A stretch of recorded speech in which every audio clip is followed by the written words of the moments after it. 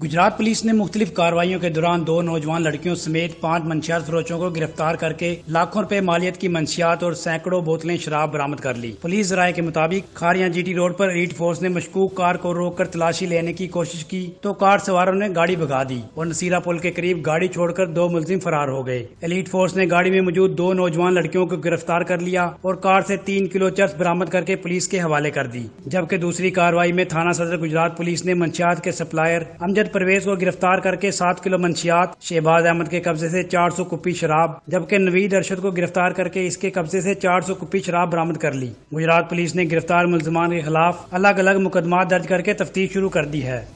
खारियां से रिपोर्टर राजा इरफान अब्बास के साथ सैयद अब्दाल हुसैन शाह, चनाब न्यूज, गुजरात।